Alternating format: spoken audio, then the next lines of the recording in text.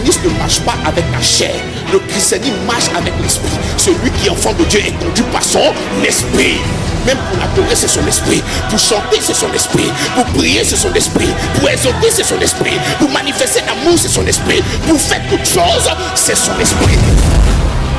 Si c'était elle, tu avais cette capacité de détruire les autels, je te pose la question. Pourquoi Jésus-Christ est venu? Je dis que quand tu es à l'image et à la ressemblance de Dieu, quand tu as revêtu le Christ, le pouvoir du diable ne fonctionne plus sur toi.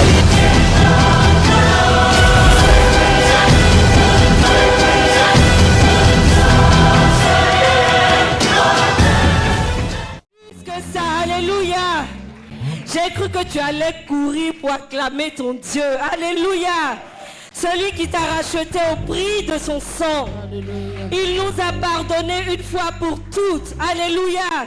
Et si aujourd'hui on peut nous déclarer libres, c'est par le sacrifice d'une seule personne.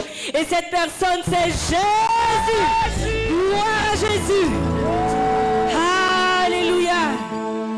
Alors ce matin, tu vas commencer à dire merci au Seigneur. Merci pour la vie. Merci pour le salut. Est-ce que tu peux ouvrir ta bouche et commencer à dire merci au Seigneur dans tes propres phrases? Père, nous te disons merci pour tout ce que tu as fait pour nous. Seigneur, comme le cantique le dit, ce que tu as fait pour nous, personne ne peut le faire. Personne ne peut le faire. Personne n'a été rendu digne d'ouvrir le livre des sceaux, d'ouvrir le livre et d'en rompre les sceaux. Alléluia. Merci Seigneur pour tous tes bienfaits. Toi qui m'as racheté. Aujourd'hui, je viens te dire à haute voix que je reconnais que je suis sauvé. Gloire à toi Seigneur. Honneur à toi Jésus. Est-ce que tu peux honorer ton Dieu?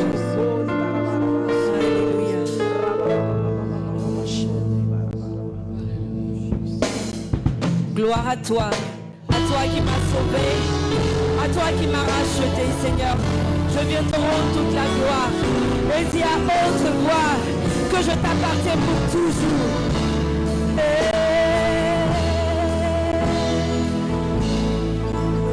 J'ai l'assurance d'être sauvé, depuis que Jésus vit dans mon cœur, la vie éternelle, me l'a donné, et je suis à lui, à perpétuité, j'ai l'assurance, d'être sauvé, depuis que Jésus vit dans mon cœur, la vie éternelle, Jésus me l'a donné, et je suis à lui, à perpétuité.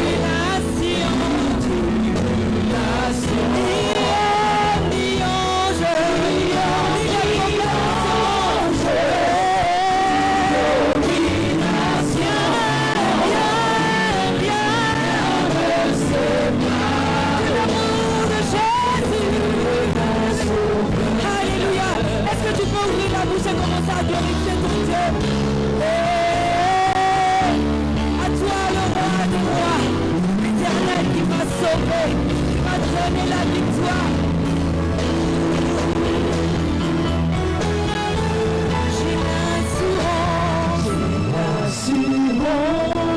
Oh, quelle victoire! Oh, quelle victoire!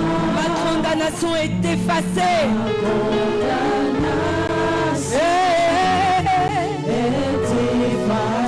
Jésus en moi, c'est plus que la vie. Jésus en moi, c'est plus que la vie. Plus que la vie. Jamais je ne saurais le remercier. Jamais je ne saurais le remercier.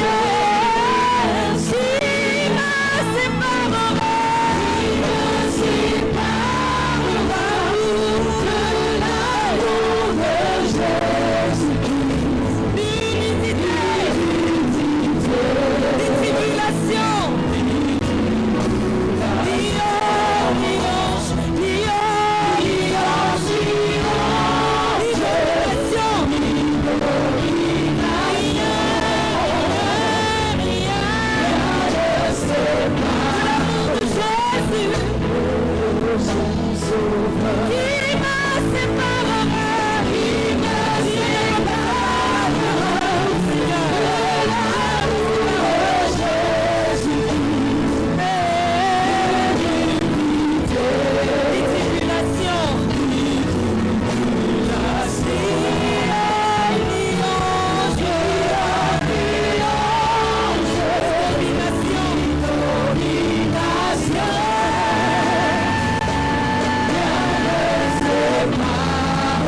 l'amour de Jésus.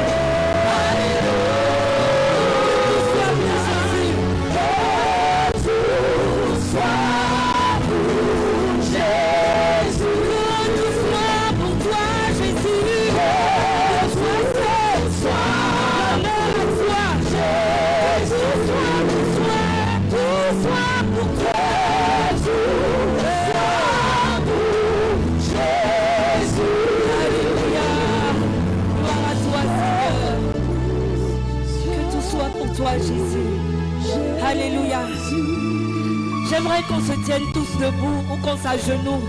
Dans sa présence, il est le seul Dieu qui a le droit de s'asseoir sur son trône de gloire. Nous, les hommes qu'il a créés, nous devons de l'adorer. Parce que nous sommes nés pour l'adorer. Si l'Éternel t'a créé, c'est pour l'adorer et rien d'autre. Alléluia. Il a dit, cherchez premièrement le royaume des cieux et sa justice. Et le reste vous sera donné. Alléluia. Qu'est-ce que nous avons de mieux à faire que d'honorer notre Dieu? Lui dit merci pour ce qu'il a fait. La respiration qu'il nous a donnée. Oh, on s'est réveillé ce matin. Pas à cause du réveil, mais parce qu'il a encore renouvelé son souffle en nous. Oh, ce Dieu-là ne mérite-t-il pas d'être adoré? Que tout soit pour toi, Jésus. Que tout soit pour toi, Jésus.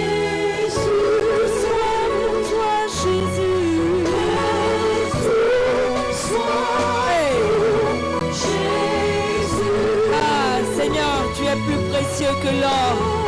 Tu es plus précieux que le diamant. Rien ne peut se comparer à toi, Seigneur. Seigneur, tu es plus précieux que l'argent.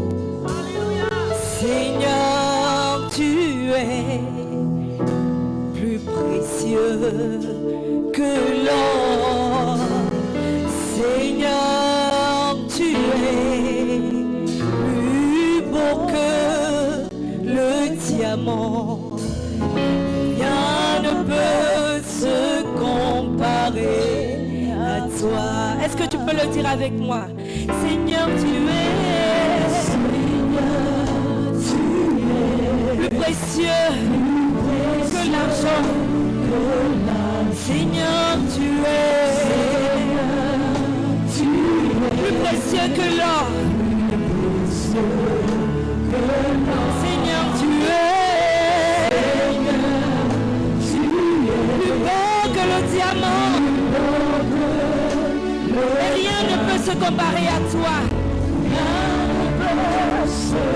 On va le redire encore. Seigneur, tu es plus précieux que l'argent. Seigneur, tu es plus précieux que l'or. Seigneur, tu es plus beau que le diamant, que tout ce que nous cherchons de précieux. Et rien ne peut se comparer. On va le redire une dernière fois. Seigneur, tu es. Je veux chanter avec le peuple de Dieu. Est-ce que le peuple de Dieu peut chanter fort et dire à son Dieu qu'il est plus précieux que tout ce qu'on cherche? Seigneur, tu peux chanter plus fort que ça. Chante plus fort que ton voisin. Seigneur, tu es plus beau que le diamant.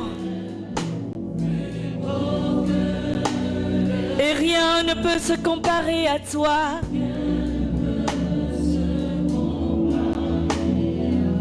Tu vas le déclarer encore parce que c'est la vérité. Seigneur, tu es plus précieux que l'argent, plus précieux que tout ce que je cherche sur cette terre. Seigneur, tu es plus précieux que l'or.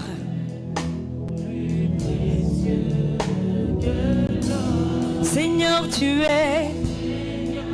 Est-ce que tu le dis avec conviction? Hey. Tu es plus beau que le diamant. Et rien ne peut se comparer à toi. Rien ne peut se comparer à toi. Alors nous allons dire à toi. Alléluia.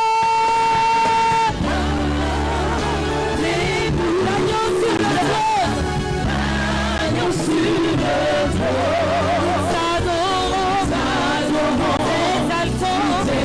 Célébrons sa gloire.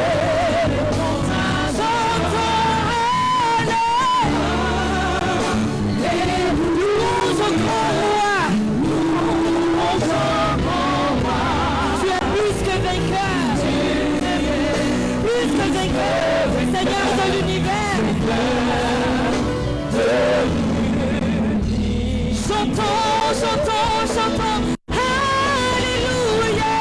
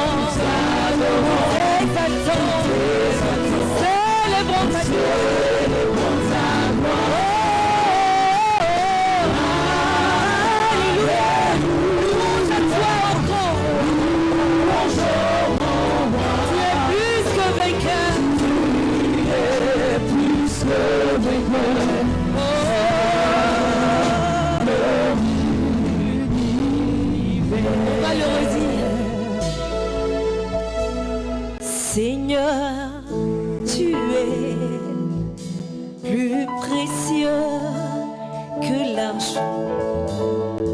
Seigneur, tu es plus précieux que l'or. Jésus, tu es plus beau que le diamant. Rien ne peut se comparer à toi. Rien ne peut se comparer à toi. Rien ne peut se comparer à toi. Rien ne peut se comparer à toi. Aucune richesse de ce monde, aucun roi de ce monde, rien ne peut se comparer à toi. Rien ne peut se comparer à toi. Même pas toutes les richesses de ce monde réunies, rien se comparer à toi. Alléluia. Rien ne peut se comparer à mon Jésus. Oh, rien ne peut se comparer à toi. Merci, Papa. Gloire à Jésus. Alléluia. Il mérite nos acclamations. Il mérite nos acclamations. Tu vas dire merci à Dieu pour sa vie. Tu vas dire merci à Dieu de ce que le Seigneur prend sa personne pour pouvoir te parler. Le Seigneur, à travers sa personne, t'instruit en ce matin. Élevons la voix et prions le Seigneur pour la vie de serviteur. Père, je te bénis. Je te dis merci pour la vie de ton serviteur. Merci Jésus-Christ de Nazareth, Père, parce que c'est un canal, Seigneur, Roi des gloires, en ce matin. C'est à travers sa personne que tu nous instruis, Seigneur. Et c'est lui que tu as choisi, que tu as choisi sur cette œuvre, Père. Nous te rendons grâce. Nous voulons simplement te dire merci. Merci pour ta bonté que tu manifestes à travers ton serviteur. Merci parce que, Roi des gloires, Seigneur, Père, il demeure un canal pour nous en ce matin, à travers qui tu nous parles, Seigneur. Merci parce que tu es roi. Merci Jésus-Christ de Nazareth. Amen. Amen. On peut acclamer le Seigneur Jésus-Christ de Nazareth. Tu vas te tenir debout. Nous allons recevoir l'homme de Dieu, le pasteur Avi. Sous vos ovations, bien sûr.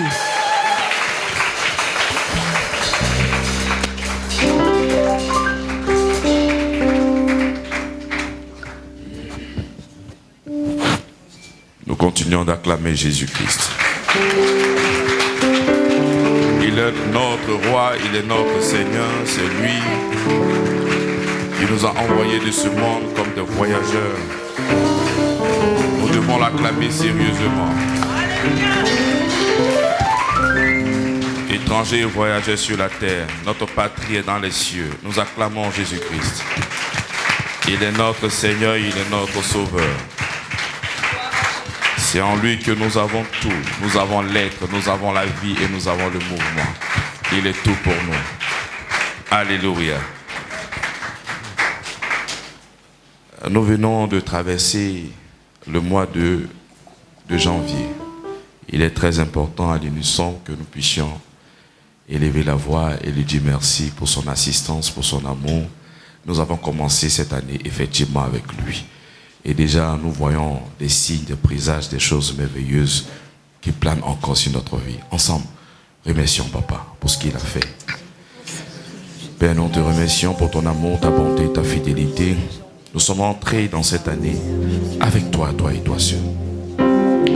Merci pour ces grâces multiples qui ne font que découler en longueur de journée sur notre vie. Ce mois de janvier, Seigneur, nous avons toujours vu ta présence. Toujours. Il n'y a pas un moment où tu as démissionné. Tu as été toujours et tu es toujours présent. Nous avons traversé ce mois de janvier, beaucoup de grâce, beaucoup de bonheur, beaucoup de fidélité. Nous avons vu ta main, nous avons vu ta grâce se manifester d'une manière extraordinaire dans notre vie. Papa, la main sur le cœur, nous avons seulement que cette expression, cette gratitude infinie. C'est cette gratitude qui nous pousse à être là chaque dimanche afin de pouvoir te célébrer, te louer et t'adorer. Tu es Dieu et tu le demeures. En dehors de toi, il n'existe rien. Tu es le commencement de toutes choses. Tu es le commencement de l'humanité. Tu es le commencement du temps. Tu es le commencement de tout, Seigneur. Tout subsiste par toi et pour toi.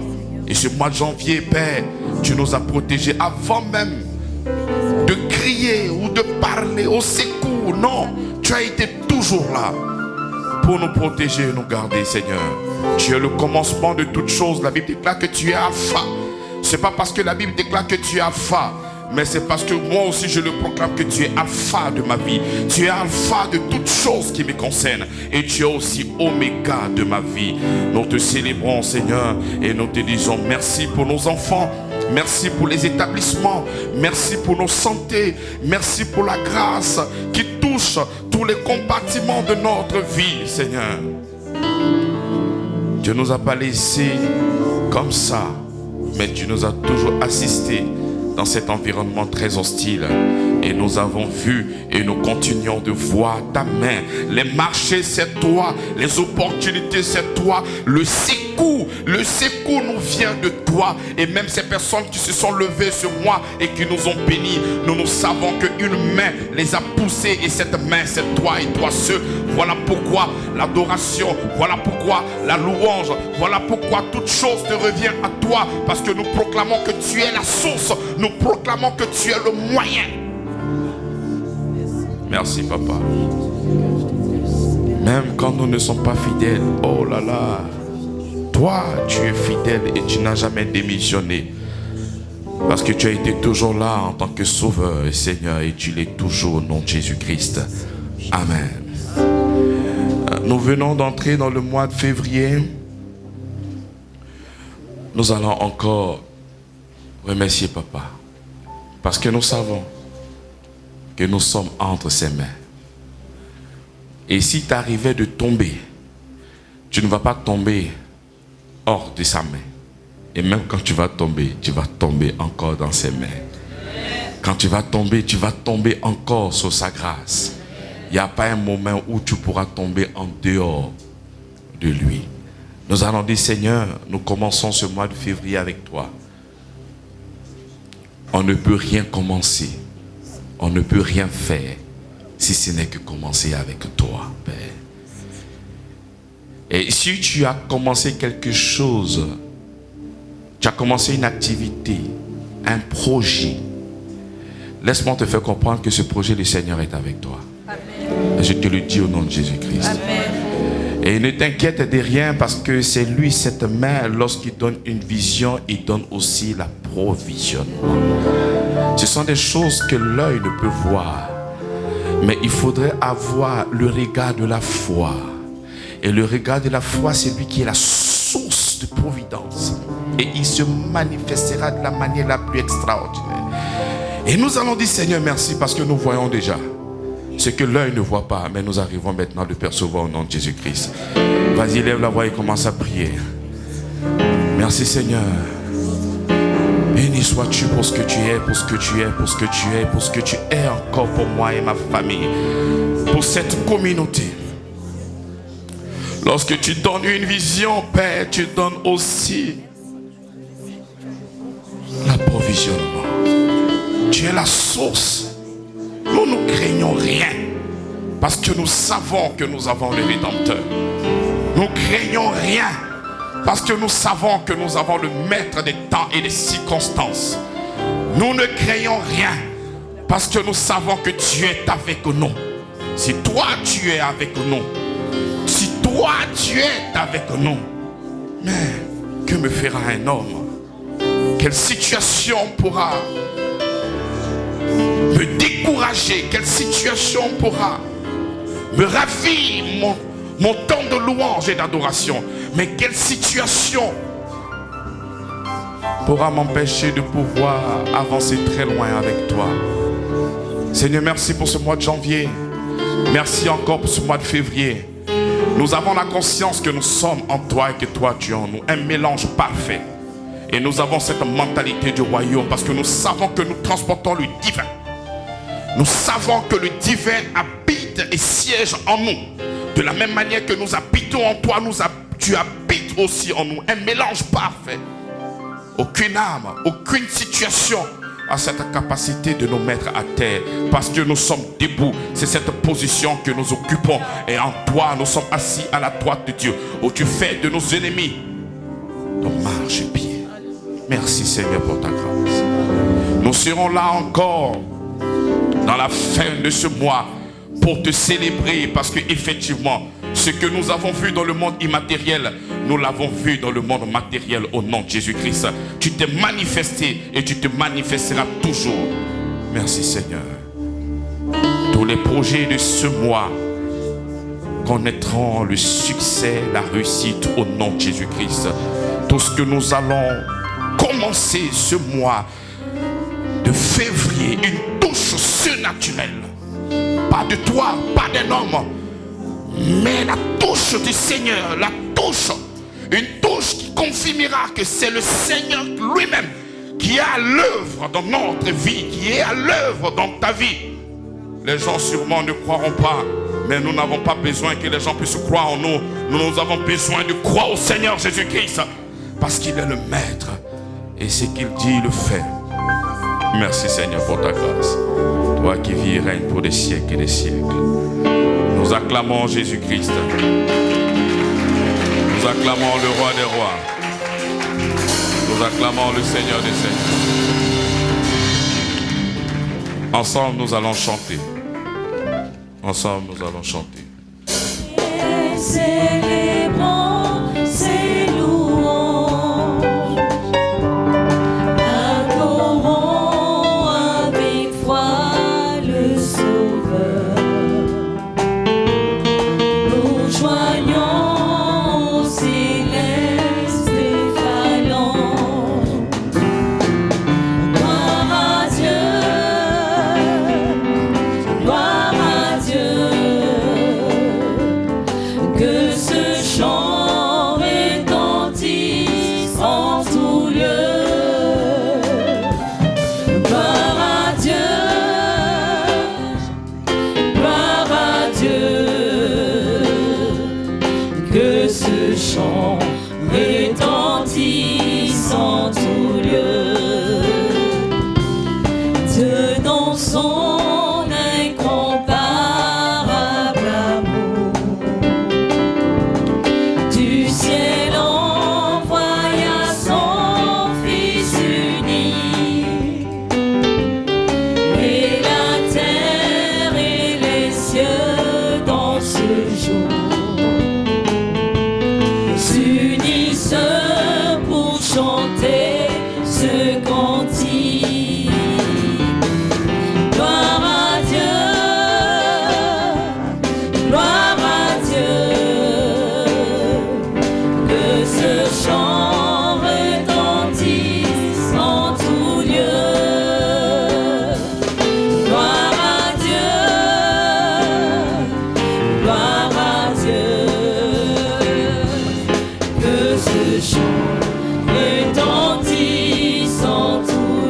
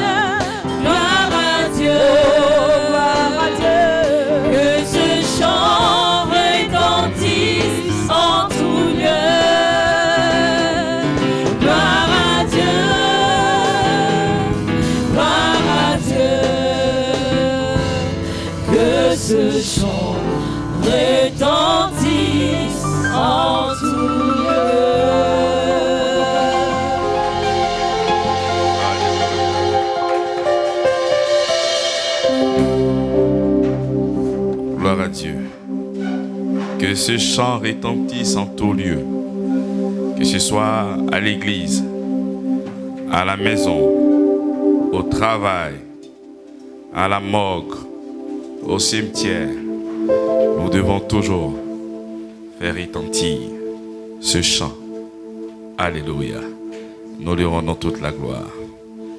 Il est tellement bon, tellement bon. Très ravi de vous retrouver encore dans ma position habituelle. Et quelle est cette position?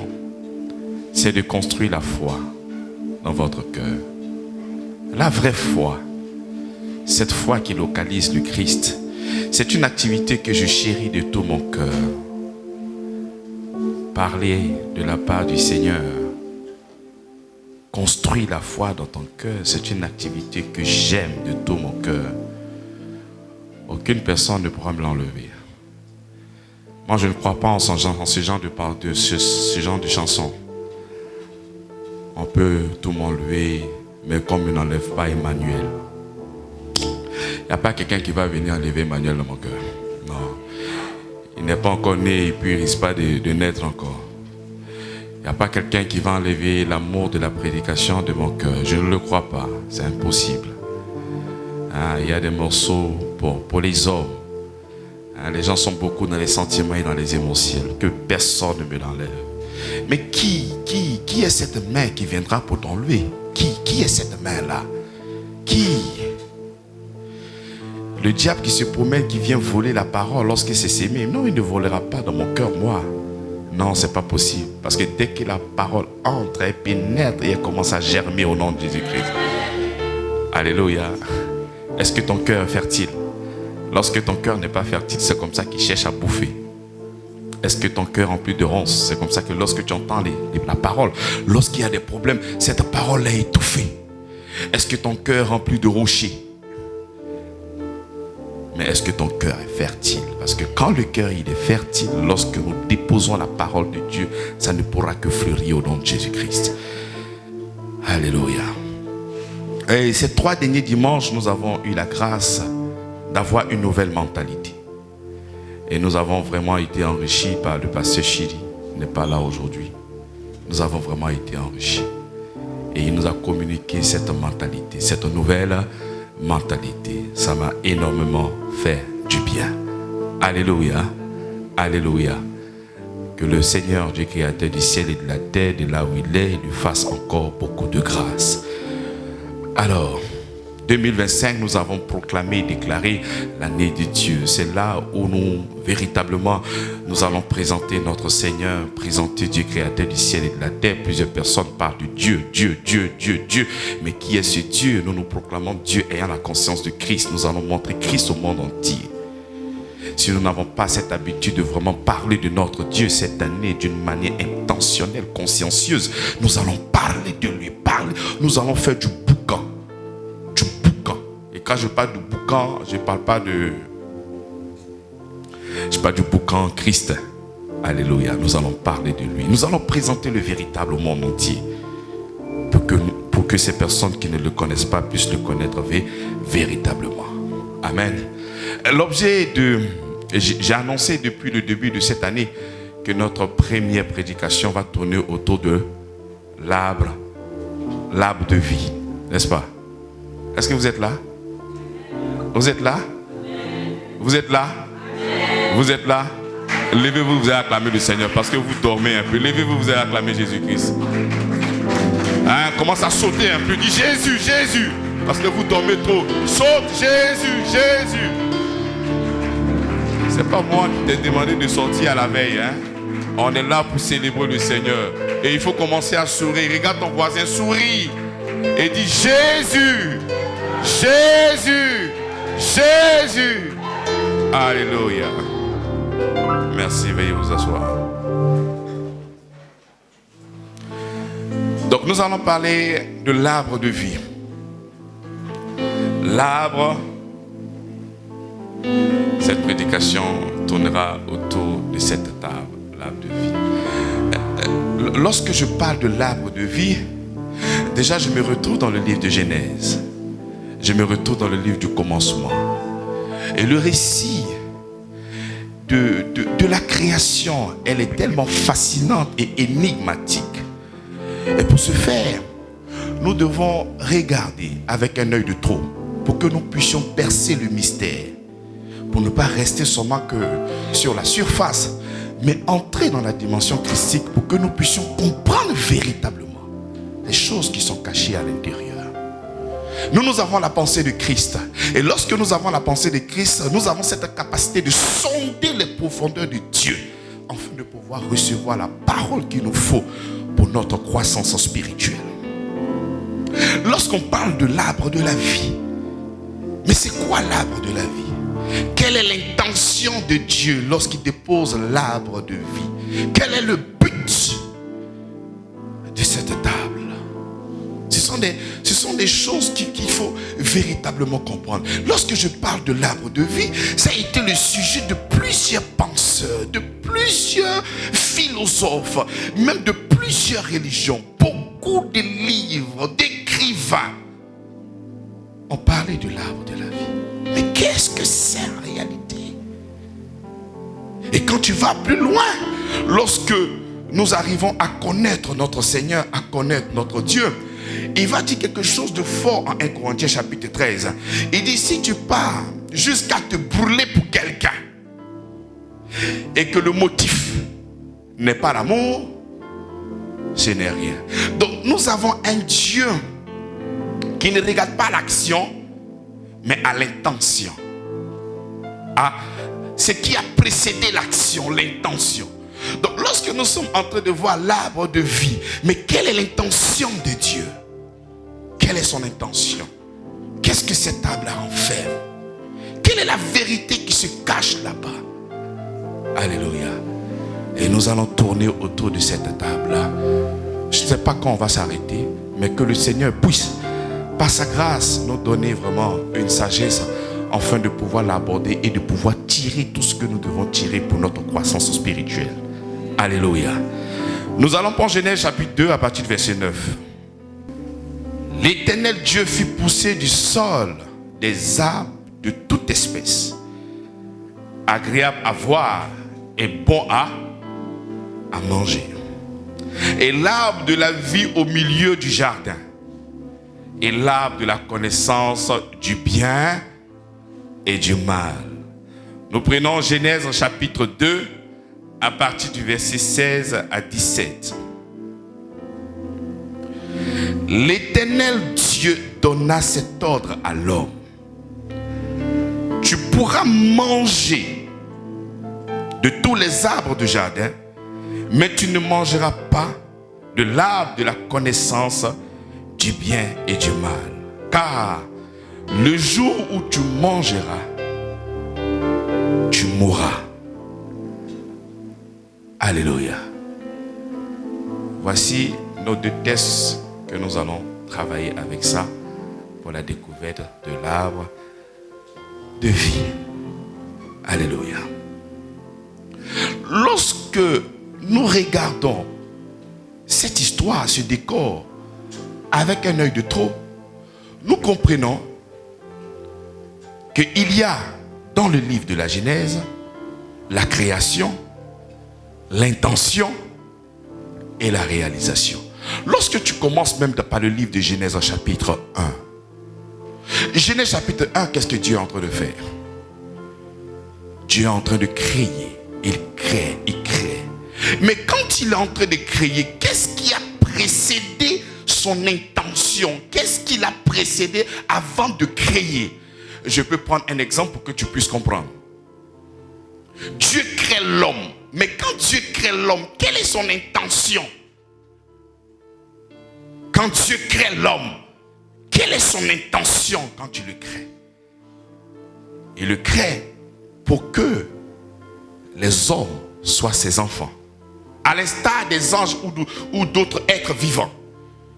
Mais cette fois-ci, celui que je vais créer là, ils seront comment? Mes enfants. Donc lorsqu'il crée l'homme, son intention, c'est d'avoir des enfants. Mais quelle est donc la réalisation de ce qui vient de manifester? C'est le Christ. Parce que la Bible dit qu'il nous a prédestinés avant la fondation du monde, pour que nous soyons ses enfants par adoption. Donc c'est vrai qu'il a créé l'homme, mais dans sa préséance, dans son intention, il crée l'homme pour que l'homme soit son enfant. Mais comment est-ce que l'homme sera son enfant? Mais il le saura. Est-ce que vous êtes là même? Mais pourquoi quand je pose, vous ne répondez pas? Donc nous voyons la création et son intention que l'homme soit en Christ. Donc vous voyez que Christ n'est pas là, prime abord, pour effacer tes péchés. Non. Christ, c'est pour que nous devenions les enfants de Dieu par adoption Jésus-Christ. Est-ce que vous comprenez? C'est après la désobéissance qu'il va créer encore quelque chose de plus fort, effacer l'acte et les ordonnances. Mais l'objectif est toujours là, d'être adopté en Christ, d'être des enfants de Dieu en Christ. Parce que sans Christ, il n'y a pas d'enfant de Dieu. J'aimerais un peu que vous puissiez comprendre la création, son intention et sa réalisation. Donc tout de suite, lorsque tu vois que l'homme est créé, tu dis, Dieu a créé l'homme. Oui, Dieu l'a créé. Mais quelle est son intention? Quelle est son intention? C'est pour que l'homme soit son enfant. Et comment réaliser cette intention-là? Ça ne va que se réaliser si l'homme qu'il a créé se trouve en Christ. Alléluia. Alléluia. Prenons Genèse chapitre 1, le verset 27. La Bible dit, Dieu créa l'homme à son image et il le créa à l'image de Dieu. Il le créa homme, il créa l'homme et la femme. Amen. La Bible déclare que Dieu créa l'homme à son image. Mais selon ce texte, nous savons que Dieu est immatériel. Nous savons que Dieu n'a pas de corps. Nous savons que Dieu n'a pas de forme. Mais quand il dit qu'il crée l'homme à son image, mais de quelle image parle-t-il? De quelle image il parle? Parce que s'il est immatériel, s'il n'a pas de forme, s'il n'est pas substantiel, mais qu'il doit créer l'homme à son image, mais quelle est l'image qu'il a photographiée? Quelle est l'image qu'il a photographiée afin de pouvoir l'inculquer à l'homme? Sur quoi il a calqué? Lorsque nous continuons Genèse chapitre 1, à partir du verset 28, la réponse est là. C'est jamais loin. La Bible dit, Dieu les bénit. Et Dieu leur dit, soyez féconds, multipliez, remplissez la terre, assujettissez et dominez. Donc si nous n'arrivons pas à voir l'image de Dieu, nous pouvons avoir la fonction de Dieu. Nous savons que Dieu règne. Nous savons que Dieu domine. Nous savons que Dieu contrôle toutes choses. Donc quand il dit créons l'homme pour que l'homme puisse dominer, pour que l'homme puisse assujettir, donc l'image en réalité, c'est que l'homme puisse régner sur l'œuvre de ses mains. Que l'homme puisse régner. Parce que tu nais à l'image et à la ressemblance de Dieu en fonction de ce que tu seras en train de faire. Régner, assujettir, dominer. Nous devons aussi chercher dans la Bible. Est-ce que nous avons une preuve palpable de ce que nous disons? Parce que si la Bible dit que Dieu crée l'homme à son image, est-ce que en Genèse chapitre 1, est-ce que Adam est donc l'image de Dieu? Est-ce que Ève est donc l'image de Dieu? Nous voyons qu'en Genèse chapitre 1, Dieu crée. Ça, c'est son intention. Il veut que l'homme puisse quoi? Régner. Il souhaite que l'homme puisse quoi?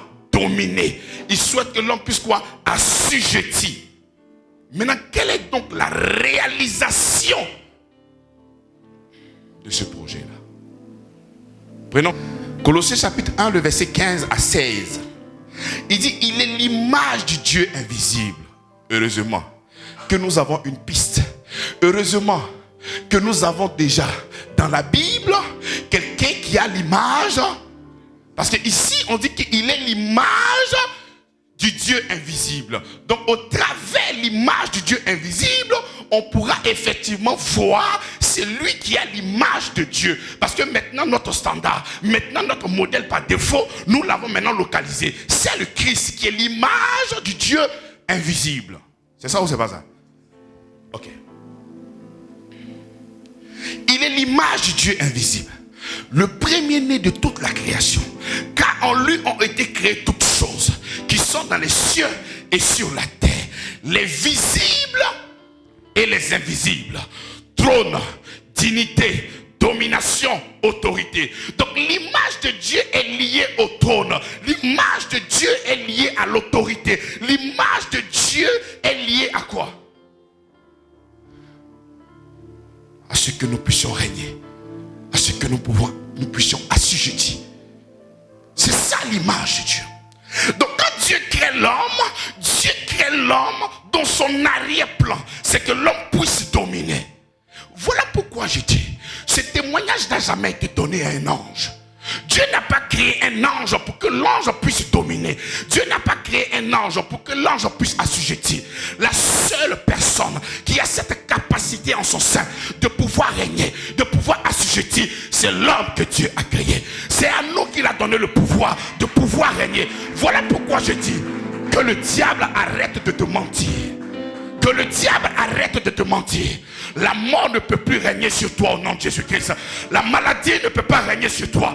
Parce que c'est toi qui vas régner sur la maladie. C'est toi qui vas régner sur la mort. C'est toi qui vas régner sur le célibat. C'est toi qui vas régner sur le manque. C'est toi qui vas régner sur toutes choses. Il n'y a pas d'inverse qui est possible. Parce que lorsqu'il a créé l'ange, il n'a pas dit à l'ange que tu serais à mon image. Ce témoignage a été donné à l'homme. Il dit que l'homme est à mon image et à ma ressemblance. Et l'image et la ressemblance, c'est que nous puissions dominer. Que nous puissions régner. Dis à cette situation-là que c'est une menteuse. La personne qui doit régner, c'est moi, pas toi. Toi, tu la fermes parce que j'ai en moi la capacité de pouvoir régner et de pouvoir dominer. Que personne ne te mente. Laisse que la parole de Dieu puisse naître dans ton cœur. La Bible dit, les visibles et les invisibles. Tout ce qui est devant toi que tu verras comme difficulté, c'est toi qui vas régner sur au nom de Jésus-Christ. Qu'il soit un président de la République qui est établi sur toi, mais toi tu vas régner sur lui au nom de Jésus-Christ. C'est spirituellement qu'on en juge, ce n'est pas physiquement qu'on en juge. Toi tu régneras sur cette situation. Il ne faudrait pas croire en ce que tu vois, mais il faut croire en la parole de Dieu qui est en toi. Et qu'est-ce que la Bible dit? Et la Bible dit que l'homme doit régner. Le diable n'a pas cette capacité de pouvoir te dominer. Voilà pourquoi il a été humble. Lorsqu'il était en train de tenter le Seigneur Jésus-Christ, il dit, tout cela m'a été donné. Il a été humble. Parce qu'il sait que c'est dans la main de l'homme qu'il pouvait seulement que prendre.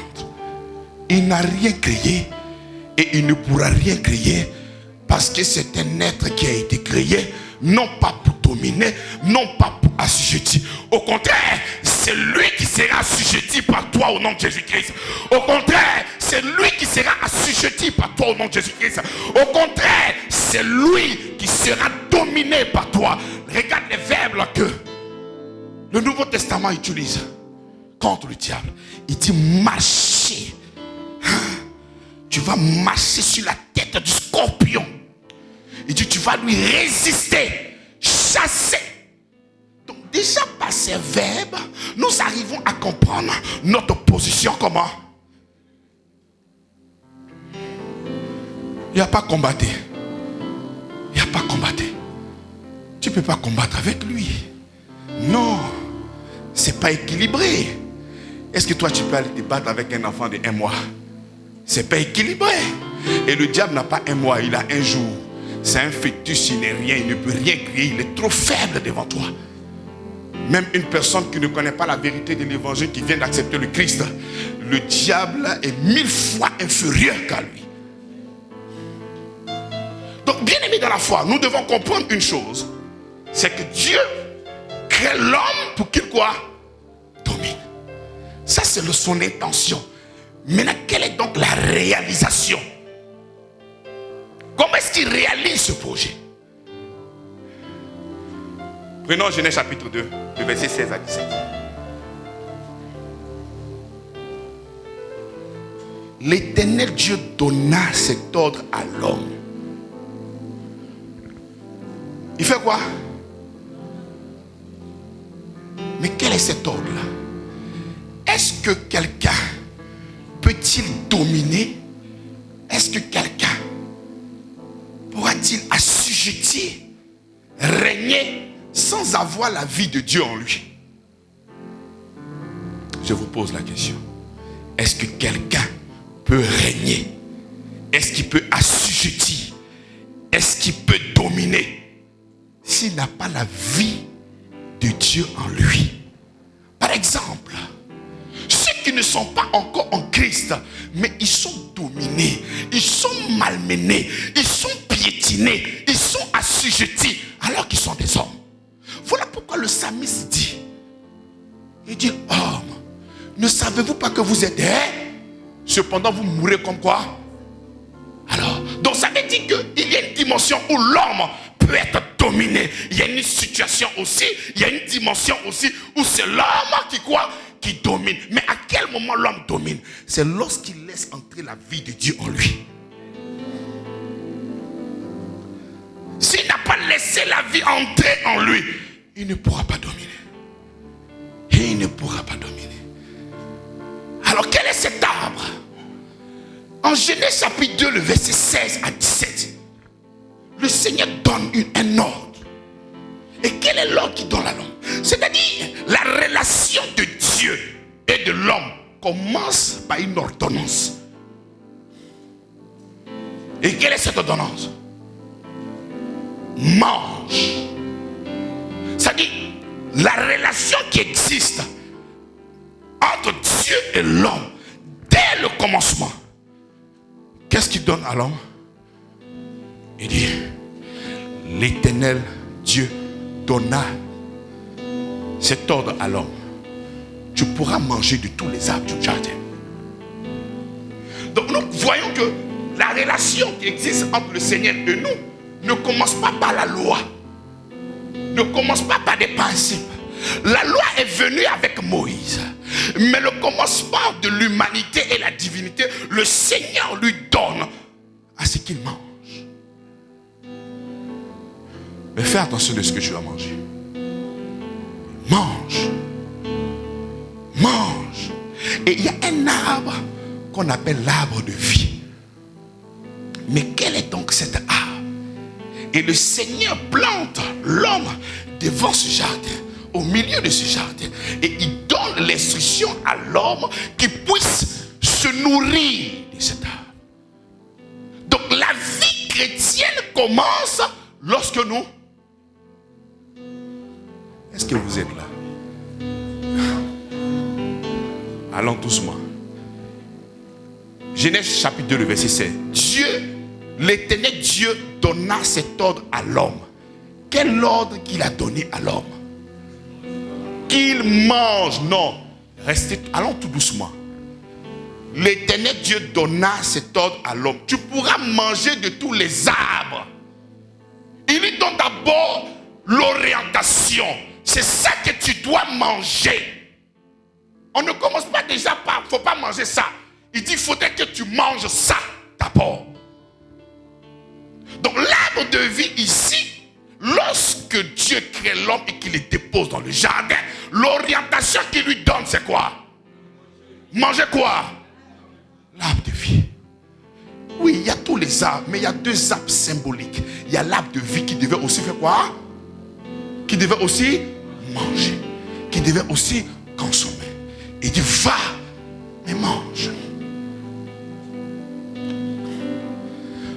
Donc nous comprenons, bien aimés, tu sais, lorsque un mot est signifié pour la toute première fois, je vous ai appris ici la loi de la première mention.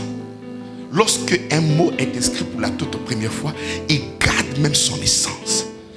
Après, nous allons comprendre en Genèse chapitre 3 que dans cette table-là se trouvait quoi? L'éternité. Amen ou pas amen? En Genèse chapitre 3, il dit l'homme est devenu comme l'un de nous pour la connaissance du bien et du mal. Empêchons-le maintenant d'avancer la main et de prendre de l'arbre de vie, d'en manger et de vivre éternellement. Donc dans cette table de vie, il y avait quoi dedans? Il y avait quoi?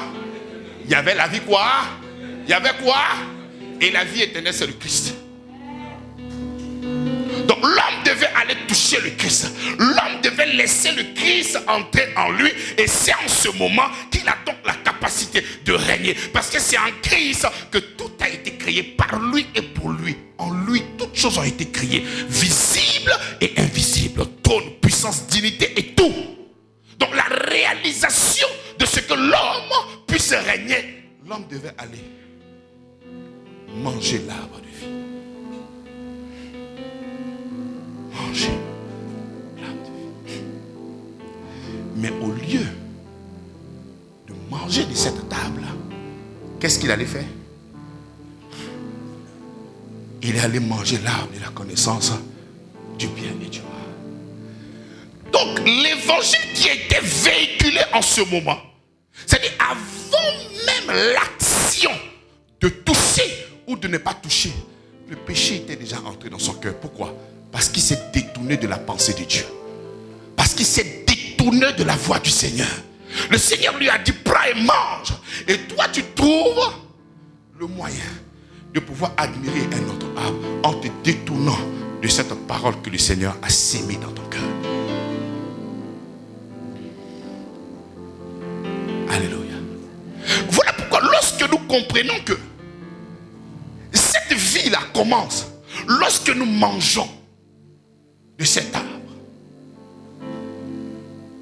La religion nous a fait comprendre que lorsque nous venons à l'église, nous devons commencer à faire.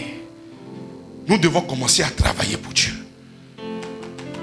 Mais la vérité christique nous dit, lorsque nous entrons, nous devons commencer à manger Christ. Nous devons nous nourrir de Christ. Nous devons consommer le Christ. Nous devons consommer sa parole. Parce que si nous ne consommons pas, mais comment est-ce que nous allons devenir le Christ? Parce que tu seras Christ lorsque tu vas le consommer. Voilà pourquoi la Bible nous fait comprendre qu'ils doivent aller manger. Parce que lorsque Adam serait en train de manger, il sera ce qu'il est en train de manger. Lorsque nous venons à l'église, on ne commence pas par faire. On ne commence pas par servir. On ne commence pas à vouloir balayer. On ne commence pas à vouloir faire quelque chose pour Dieu. On commence déjà à se nourrir de sa parole. On commence à se nourrir du Christ. On commence à manger l'arbre de vie, à manger le Christ, à manger sa parole. Et c'est en ce moment-là, lorsque nous serons en train de manger sa parole, lorsque nous serons en train de manger le Christ, lorsque nous serons en train de manger la vie, lorsque nous serons en train de manger l'éternité, on deviendra ce que nous avons consommé. On deviendra ce que nous avons consommé. Mais qu'est-ce que tu consommes? Qu'est-ce que tu consommes? Dès que la relation arrive, quand Dieu crée l'homme, il y va manger. Donc nous devons commencer déjà avec quoi? À nous nourrir. Et cette histoire de manger n'a pas commencé.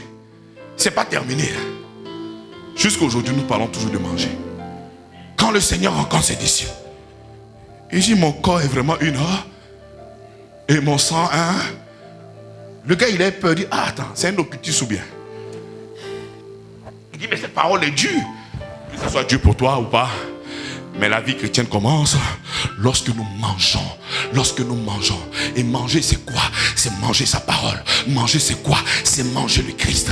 Et c'est comme ça que lorsque tu vas consommer le Christ, il deviendra. Il prendra la forme. Parce que là, tu l'as laissé entrer en toi. Et lorsque tu le laisses entrer en toi, c'est comme ça que tu pourras vivre maintenant le divin. Prenons Jean. On va voir là-bas. Jésus prie. Jésus reprit. Oui, je vous le déclare. Jean chapitre 6, le verset 53. Jésus reprit. Oui, je vous le déclare. C'est la vérité. Si vous ne mangez pas la chair du Fils de l'homme, et si vous ne buvez pas son sang, vous n'avez pas la vie en vous. Voilà cette histoire de manger là encore qui est venue. Voilà cette histoire de faire quoi? Qui est revenue. Si vous ne faites quoi? Ne mangez pas. Tu sais, c'est tellement important. Lorsque nous avons loupé l'arbre de la vie et que nous avons péché, le Seigneur va proposer maintenant les agneaux pour l'expiation du péché. Et le peuple Israël est sorti lorsqu'il est en train de faire quoi? Après qu'ils aient versé le sang sur les linteaux, qu'est-ce qu'ils étaient en train de faire? Ils étaient en train de manger encore l'agneau. Donc même la Pâque commence lorsque le peuple Israël est en train de se nourrir de Christ. Parce que c'est le sang qu'ils allaient verser sur les linteaux de leur porte. Donc cette histoire de manger n'a pas commencé depuis. Ça a commencé, ça ne fait que poursuivre son chemin. Manger. Le Seigneur va plus loin. L'homme ne se nourrira pas seulement que de pain. Mais de quoi? Mais toi tu veux commencer la vie chrétienne et tu ne veux pas déjà commencer à manger sa parole. Quelle vie chrétienne tu parles? Mais quel est le standard que tu parles? Le standard c'est quoi? Ce sont les histoires des choses empiriques. La connaissance du bien et du mal. Lorsque nous sommes en train de parler de la connaissance du bien et du mal, c'est toi-même. Tu es arbitraire de ta propre vie. Parce que tu n'as aucune notion. Toi, avec les penchants de ta chair morte, tu vas décider ce qui est bien ou ce qui est bon pour toi. Ce qui est bien ou ce qui est mal pour toi. C'est-à-dire la décision ne vient pas du Seigneur. Mais la décision revient. La décision découle de tes penchants de ton cœur. De qu'est-ce que tu estimes bien et qu'est-ce que tu estimes bon. Dieu ne se présente pas comme celui qui est bon ou celui qui est bien ou celui qui est mal. Dieu se présente comme à la vie. Il dit je suis la vie. Donc pour que nous puissions véritablement comprendre, c'est que nous devons consommer. Adam devait consommer l'arbre de vie pour qu'il devienne, pour qu'il donne accès. La Bible déclare l'esprit de Dieu et l'esprit de l'homme forment un seul. Lorsque l'esprit de l'homme s'attache à l'esprit du Seigneur, ils deviennent ensemble un seul et même esprit. Donc l'arbre de la vie, l'intention de Dieu, c'est que l'homme puisse se nourrir de cette table. Et en se nourrissant de cette table, il donnait donc l'accès au Seigneur d'être le chef de sa vie. Un mélange parfait. Un mélange parfait. Voilà pourquoi toi qui es aujourd'hui touché par le Seigneur, tu veux véritablement avoir cette vie christique. Elle ne commence pas par des lois. Elle ne commence pas par des services. Je viens d'arriver à l'église, vraiment la parole m'a touché, je veux commencer à balayer. Ça ne commence pas par là. Ça ne commence pas à vouloir chanter à l'église. Ça ne commence pas à vouloir servir. Ça commence en se nourrissant de sa parole. Mais si tu ne te nourris pas de sa parole, qu'est-ce que tu vas servir alors? Si tu ne te nourris pas de sa parole, qu'est-ce que tu vas servir? Si tu ne te nourris pas de sa parole, mais quel est ton standard? Si tu ne te nourris pas de sa parole, mais qu'est-ce que tu vas transporter? Dans cette table-là, il y a l'immortalité. Dans cette table-là, il y a la vie de Dieu. Dans cette table-là, nous avons la perfection. Dans cette table-là, nous avons tout. Mais lorsque nous consommons de cette parole, lorsque nous consommons de cette table, nous devenons en réalité ce que nous avons consommé. Et lorsque nous devenons ce que nous avons consommé, c'est comme un arbre qui est planté. Il ne fait que fleurir. Donc ce n'est pas de l'extérieur à l'intérieur. Mais puisque tu as mangé cette table-là et qui est à l'intérieur de toi, ça ne pourra que produire. Ça va produire quoi? Mais la vie. Ça va produire quoi? La sagesse. Ça va produire quoi? La sainteté. Ça va produire quoi?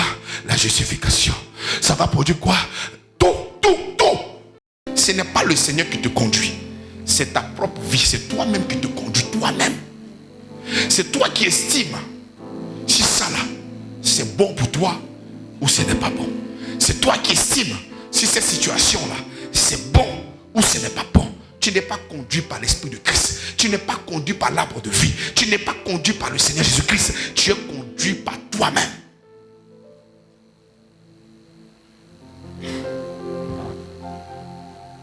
Alors que nous devons consommer cet arbre.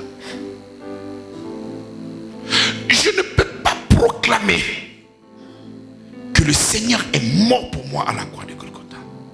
Qu'il m'a donné l'opportunité de revivre. Et comme nourriture de base, je ne consomme pas sa parole. Non. Non. L'intention de Dieu lorsqu'il crée l'homme, c'est que l'homme puisse régner. Mais comment est-ce qu'il va réaliser ce projet? Il met l'arbre de vie en face de lui, en touchant, en mangeant, en se restaurant de cette table-là, il deviendra maintenant le projet initial de Dieu. Parce que lorsque tu vas laisser le Christ pénétrer en toi, c'est en ce moment, lui par qui et pour qui toutes choses ont été créées, tu vas partager maintenant avec lui. Voilà pourquoi la Bible dit, nous sommes co-héritiers avec God. Nous sommes co-héritiers avec God.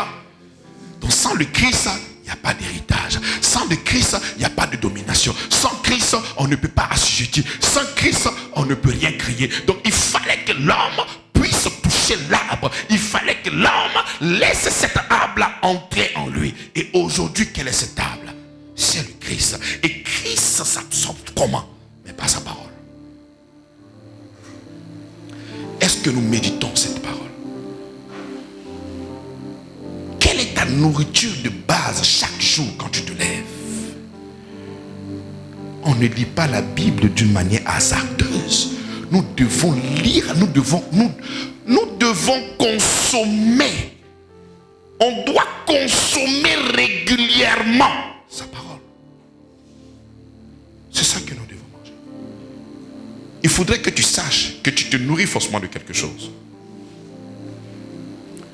Il faudrait que tu saches que tu te nourris forcément de quelque chose. Tu peux te nourrir de Facebook. Tu peux te nourrir de la connaissance de Satan. Tu peux te nourrir de la connaissance du diable. Tu peux te nourrir par des histoires sur Internet. Tu peux te nourrir de plusieurs choses. Mais nous devons nous nourrir de sa parole. Parce que c'est sa parole qui est esprit et quoi? Je suis étonné de voir des gens qui veulent servir le Seigneur, mais qui n'ont pas de Bible.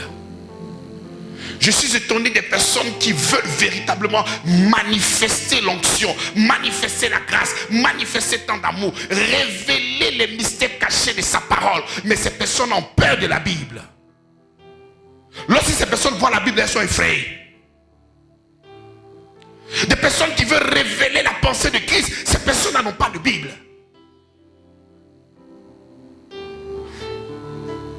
Qu'est-ce que nous recherchons? C'est la gloire des hommes ou la vérité de Christ? Qu'est-ce que nous recherchons au juste? Nous voulons véritablement transporter cette vie-là. Mais si nous voulons transporter effectivement cette vie, mais il faudrait que cette vie-là découle de toi. Si tu crois en moi, l'eau vive jaillira à partir d'où? À partir de ton sein. Mais pourquoi? Mais parce que tu as planté l'arbre de vie en toi. Et c'est parce que tu as planté l'arbre de vie en toi que tu ne vas pas appeler la vie quelque part d'autre. La vie ne pourra que germer à partir de toi. La vie ne pourra que sortir à partir de toi. La guérison ne pourra que sortir à partir de toi. La délivrance ne pourra que sortir à partir de toi. Le salut ne pourra que sortir à partir de toi. Et toutes chose ne pourra que sortir à partir de toi, non pas de l'extérieur, mais à partir de l'intérieur. Il dit l'esprit qui a ressuscité Jésus-Christ entre les morts habite en vous. Mais comment est-ce que Christ va habiter en toi? La Bible dit que Christ habite abondamment dans votre cœur. Mais comment est-ce que Christ va habiter abondamment dans notre cœur? C'est lorsque nous serons en train de faire quoi? Lorsque nous serons en train de manger l'arbre de vie. Lorsque nous serons en train de consommer le Seigneur. Lorsque nous serons en train de manger correctement et sérieusement. Ce que tu manges, c'est ce qui te détermine. Quelle est ta nourriture de base? Quelle est ta nourriture de base? Quelle est ta nourriture de base? Mais arrête de te plaindre. Arrête de fatiguer le monde. Arrête de fatiguer les pasteurs. Il y a les prophètes même qui cherchent l'argent, même ils sont fatigués de toi. C'est vrai qu'ils ont bouffé ton argent un temps, mais arrivé un moment, ils sont fatigués de toi. Parce qu'ils ont pris ton argent. Ils disent, mais il faut commencer aussi à croire. En fait, j'ai bouffé ton argent pour que tu puisses au moins commencer à croire au Seigneur. Mais malgré que je bouffe, mais tu continues de compter sur moi. Mais attends, je t'ai montré par 17 manières que je suis un faux type. J'ai pris ton argent, j'ai bouffé, tu n'as rien vu. Mais commence à compter maintenant sur le Seigneur. Je te libère.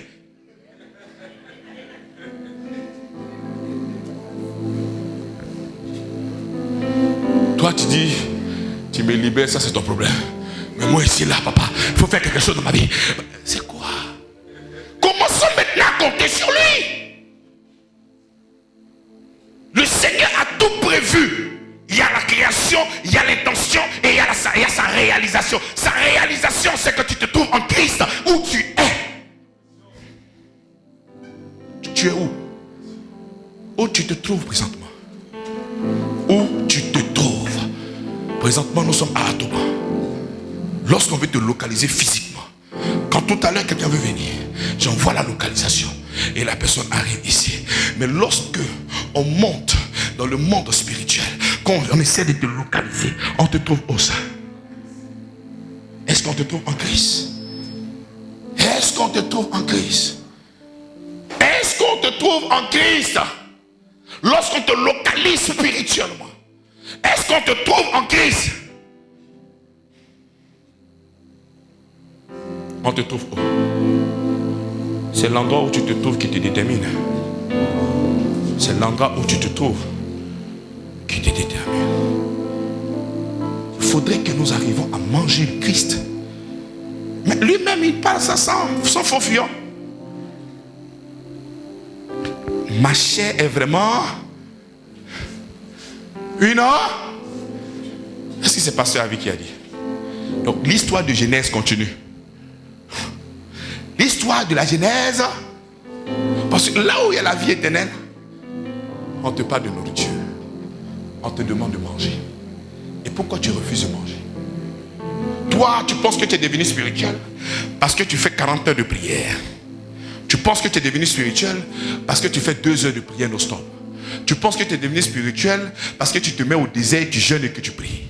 Tu penses que tu es devenu spirituel à cause de tout ce que tu fais. La spiritualité n'a pas commencé en te demandant de faire, mais de te nourrir de sa parole. Il faut se nourrir de sa parole.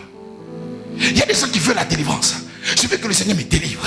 Je veux que le Seigneur me délivre. Et dit pour que tu sois délivré, il faudrait que tu consommes sa parole. La Bible dit, l'évangile est la puissance de Dieu pour le salut de quiconque. Et dans ce salut-là, il y a ta délivrance. Des gens qui veulent être délivrés, mais qui n'ont jamais lu la Bible. En réalité, toi, tu n'as jamais voulu l'arbre de vie. Tu as toujours voulu le fétiche. Tu sais que nous avons des arrière-plans de féticheurs, nous les Africains. On aime les fétiches, c'est les fétiches qu'on aime. On n'aime pas le Seigneur. Parce que si tu aimais le Seigneur, quelle est la recommandation de ton Seigneur? Il dit, celui qui mange ma chair a la vie éternelle. Donc vas-y comprendre. Manger sa chair, c'est quoi? Ah non, parce que moi je ne sais pas lire. Odi Abi Mambaouli. Ah, pasteur, vraiment, moi je suis sous-muet. Si tu veux m'envoyer les gars qui parlent avec les gestes là, il faut que nous arrivions à consommer sa parole. Si tu ne consommes pas sa parole, tu n'as pas d'héritage. Il dit, celui qui ne mange pas ma chair et celui qui ne boit pas mon sang n'a pas la vie. Est-ce que c'est moi qui ai dit? Donc la vie et l'immortalité, ce n'est pas le fait de faire, mais c'est le fait de manger. Demande à ton voisin, qu'est-ce que tu manges?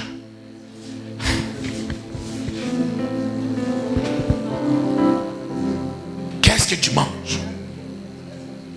Qu'est-ce que tu manges?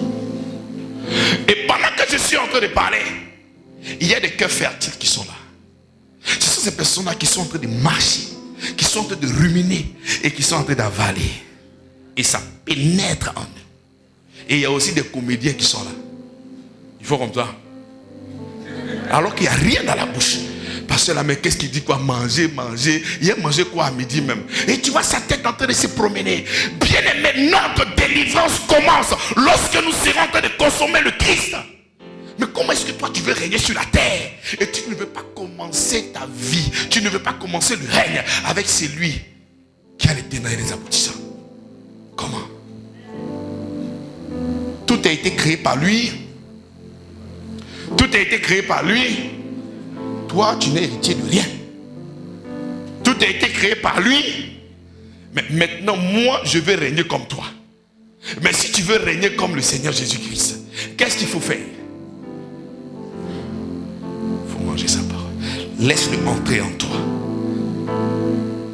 Plusieurs personnes ont commencé à servir le Seigneur sans méditer la Bible.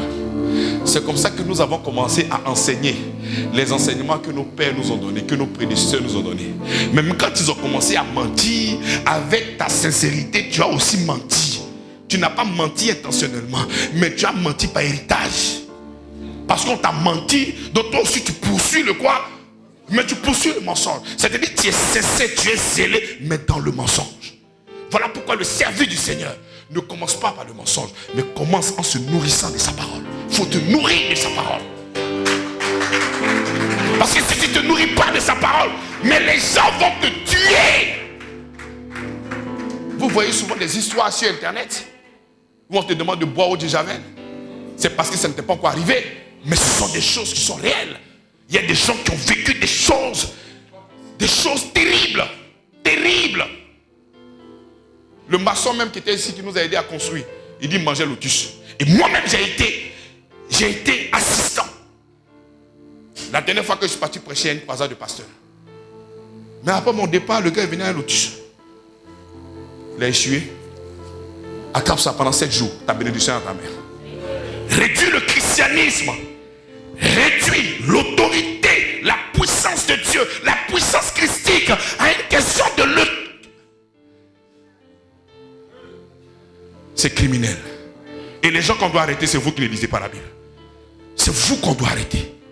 Parce que le Seigneur a déposé cette table-là. Il dit consommez. Consommez cette table. C'est un ordre qu'il a donné. Mangez avant de parler de quoi que ce soit. Commence ta vie chrétienne en mangeant de cette table. Mais qu'est-ce que tu fais? On dit mange, tu dis qu'il y a un prophète voyant. Le pasteur là, c'est pas, il ne voit pas qu'il prêche seulement, il parle. C'est vrai, je ne vois pas. Moi, je vois seulement que Jésus-Christ. C'est lui seul que je vois. Je ne sais pas qui tu vois, mais moi c'est qu'est-ce que je vois. Je ne sais pas qu'est-ce que tu vois, mais c'est qu'est-ce que moi je vois.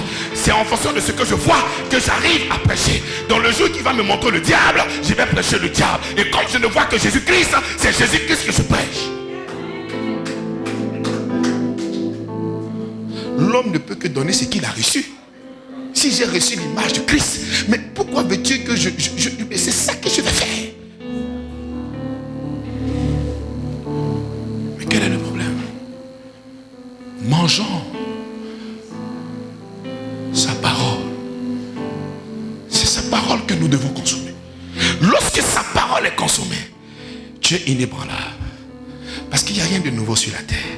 Lorsque tu seras en train de manger et que tu vas voir que l'ennemi s'élève, tu vas dire, ah, toi je te reconnais. Il y a une partie de la Bible qui dit que les enfants de la femme esclave va persécuter l'enfant de la femme libre. Ah, je te reconnais et je passe mon chemin. Je ne cherche pas à me battre avec toi parce Parce que tu es en train de jouer ton rôle. Et ton rôle, c'est de me persécuter. Et quand tu me persécutes, cela montre véritablement que je suis l'enfant de la femme libre. Et je rends gloire au Seigneur en marchant. Ça, c'est la parole de Dieu qui te donnera cette maturité spirituelle. Mais quand tu n'as pas la parole de Dieu et que tu vois que les gens cherchent à te faire du mal, tu es capable de te déshabiller, commencer à te battre. Parce que tu estimes en ce moment que pour toi, c'est le bien qui est là. Papa, elle m'a insulté, qu'est-ce qu'il doit faire? Mais il doit l'insulter, voilà. Ça, c'est l'arbre de la connaissance du bien et du mal. Ça, ce n'est pas l'arbre de vie. L'arbre de vie, tu n'es que conditionné par l'arbre de vie. Tu n'es pas conditionné par ce que tu vois. Tu n'es pas conditionné par ce qu'on te fait. Mais tu es conditionné par l'arbre qui est planté à l'intérieur de toi. Qu'est-ce que tu manges? Qu'est-ce que tu manges? Toi, tu veux avoir le succès. Toi, tu veux régner. Toi, tu veux dominer. Toi, tu veux assujettir. Sans connaître sa parole. Si le Seigneur essaie de faire ça, il est mort lui-même. Et tu es capable de régner avec la haine. De régner avec la méchanceté. Tu es capable de régner en piétinant les autres. Tu es capable de régner comme le diable. Voilà pourquoi vous commencez par sa parole. Parce qu'avant que tu puisses régner, il faudrait que tu puisses toucher le cœur de Dieu. Et toucher le cœur de Dieu, c'est son amour. Et lorsque tu vas commencer à manger et que tu seras en train de servir à l'église grâce sur grâce, qu'on marche sur toi, mais c'est l'amour qui ne pourra que sortir de ton cœur au nom de Jésus. Parce que tu as eu le temps de consommer la véritable parole. Tu as eu le temps de consommer l'arbre de vie, pas l'arbre de haine. Pas l'arbre de la médiocrité, mais l'arbre de vie. Et quand on te parle de la vie de Dieu, mais c'est une vie mais magnifique. C'est la vie. Il n'y a pas un autre mot que de dire que c'est la vie. Et en dehors de lui, il n'y a pas de vie. En dehors de lui, il n'y a pas de vie. C'est lui qui est la véritable vie. C'est lui notre vie. Qu'est-ce que tu manges? Cette année 2025, nous avons proclamé l'année de Dieu. Je vais parler de Dieu. Je vais parler du Seigneur. Mais tu vas parler du Seigneur et tu ne lis pas ta Bible. Mais qu'est-ce que tu vas aller rencontrer? Il y a des gens parmi vous, ils expliquent la Bible en regardant un film. C'est-à-dire le gars il est en train d'évangéliser. Goliath, c'est pas parce qu'il a lu. C'est parce qu'il a regardé le film de Goliath. Il a regardé l'histoire de Goliath. Et il vient maintenant expliquer l'histoire de Goliath. Et il est en train d'expliquer. Lis, non. Mais pourquoi? Il faudrait que tu saches, bien-aimé, ici et maintenant et à cette heure, que l'arbre de vie est présent. L'arbre de vie est là. Et nous devons consommer cet arbre. Je suis dans le département du groupe musical. Vous devez vous consommer de l'arbre de vie. Parce que c'est un département qui est tellement sensible. Donc si tu ne consommes pas l'arbre de vie, le jour que quelqu'un va te piétiner, tu risques de venir chanter. Tu vas aller te battre quand le culte va finir. Mais lorsque tu consommes l'arbre de vie et que ton piétine, tu ne feras rien. Il faudrait que nous arrivions à consommer l'arbre de vie. Ce n'est pas tant la performance que nous sommes en train de chercher. Nous cherchons le Christ bâti et fondé dans votre cœur. Et c'est ça qui est la vérité de l'évangile. Instrumentiste, lisez la parole. Lisez la Bible. Consommez. Ce n'est pas une démonstration de spectacle et de précision, mais c'est de transporter Jésus-Christ. Mais pourquoi ce témoignage a été donné à ce psalmiste? C'est pas parce qu'il jouait trop bien, c'est parce qu'il avait des paroles assez précises. L'Éternel est mon berger. Je ne manquerai de rien. Il faut consommer la parole. Les disciples, ceux qui veulent servir le Seigneur, il faut consommer la parole. Parce pasteur, tu sais que j'ai pas vraiment le temps, j'ai des affaires. Lorsque Jésus venait appeler ses apôtres là, il n'y avait pas un vagabond dedans. Il y avait des gars qui tentaient de faire couler. Ils étaient collecteurs d'impôts. Ils étaient en train de quoi? C'est-à-dire pendant qu'ils étaient en train d'encaisser l'argent. Et puis il y a quelqu'un qui tape. Ouais. Laisse tout ce que tu es en train de faire sur moi. Et puis il laisse et puis il commence à jouir. Ah Seigneur, tu sais, il faut attendre. Tu sais qu'il y a le Dieu qui... Tu sais que quand la mission va partir là, il faut qu'il te soutienne, hein, le pognon. Ça c'est comme ça que vous parlez. Non, parce que tu sais que la mission t'est grandie, il faut qu'on ait le pognon. Donc laisse hier ramasser rapidement le sababou et puis on va partir. Et le Seigneur pourvoira lui-même. Laisse et commence à suivre. Dis à ton voisin qu'il n'est pas allé chercher un vagabond.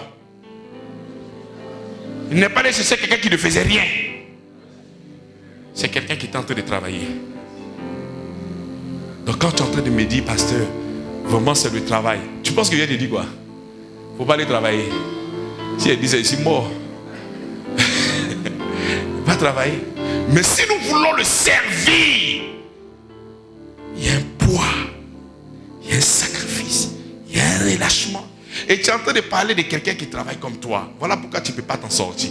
Si tu avais affaire à un pasteur qui n'a jamais travaillé et qui ne continue pas de travailler, c'était plus facile pour toi de le trafiquer.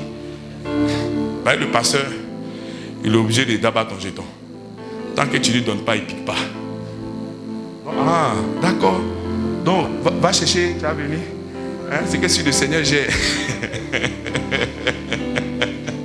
C'est ça ou c'est pas ça? On commence par la parole. On doit consommer la parole. On doit manger sa parole. Il n'y a pas un moment. Il n'y a pas à faire de dire que non, tu sais que moi, pasteur, c'est vrai, vous parlez. Moi, j'ai beaucoup lu la Bible. Hein. J'ai lu la Bible 2 fois. J'ai lu la Bible 4 fois. J'ai lu la Bible 5000 fois. Il faut lire 1 milliard de fois. Il faut méditer la parole. Il faut méditer la parole.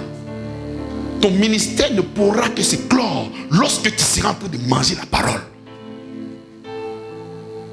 La manifestation du don et de la grâce qui est dans ta vie ne pourra que se manifester lorsque tu vas méditer ça. Et nous voyons cette carence dans la vie de beaucoup de serviteurs. Non, le Seigneur m'a appelé seulement que pour prier pour les gens. Lui, son ministère, lui prie seulement pour les gens. Quand tu as des problèmes, tu viens, moi, il prie pour toi. Et dès que tu arrives, lui prie pour toi seulement. Et puis, lui ne connaît pas sa parole. Mais quel est ce service où on prie seulement et puis on ne connaît pas la parole du Seigneur? C'est pas vrai. Bien-aimé, j'aimerais te dire, pour ce premier numéro, que nous devons nous nourrir de Christ. L'arbre de vie dans le livre de Genèse, c'était pour que l'homme puisse manger. Dans l'arrière-plan de Dieu, Dieu effectivement veut que l'homme puisse régner, puisse dominer, puisse assujettir. Mais comment est-ce qu'il pourra le faire? Il ne pourra que le faire lorsqu'il va s'associer à celui par qui et pour qui ces choses-là sont créées. Et celui par qui et pour qui ces choses-là sont créées, c'est qui? C'est le Seigneur Jésus-Christ. Nous l'avons vu en Colossiens chapitre 1, le verset 12 à 13. Il est l'image du Dieu invisible. En lui ont été créées toutes choses. Trône, puissance, visible et invisible. Et c'est à lui que nous devons nous attacher. Et la Bible encore dit, nous sommes héritiers et co-héritiers. Co-héritiers. Quand on parle de co-héritage, c'est parce qu'il y a deux héritiers. Il y a moi et puis il y a le Seigneur. Donc tu ne peux pas vouloir régner en dehors de lui. C'est pas possible. Et pour que tu puisses régner avec lui, il faudrait que tu le laisses pénétrer dans ta vie. Et laisser pénétrer, c'est de manger sa parole. Pas manger lundi et puis dimanche. Tous les jours, c'est se nourrir de sa parole. Parce que lorsque tu seras en train de te nourrir de sa parole, la Bible déclare que la foi naît. Et lorsque la foi naît, tu ne pourras que connecter à la grâce et tu vas vivre l'évidence de tout ce que la Bible dit. Mais tant que tu ne lis pas la Bible, bien aimé, ça sera un mensonge. Ne te nourris pas des problèmes et des difficultés que tu rencontres en longueur de journée. Ne te nourris pas des réalités de ta famille. Parce qu'il faut savoir que ce que tu manges, c'est ce qui va te définir. Qu'est-ce que tu te nourris de quoi? Qu'est-ce que tu te nourris? Il y a des gens qui se sont nourris tellement d'histoires dramatiques. Quand tu vois ces personnes-là, dès que... C'est-à-dire que ces personnes-là sont focalisées uniquement que sur le mal. C'est-à-dire tout ce qui peut arriver encore dans leur vie. Quand tu vas te nourrir de la vie, tu vas voir que tout ce qui va sortir de toi, c'est la vie. Parce que tu n'as que mangé l'arbre de vie. Par les compassions de notre Seigneur Jésus-Christ.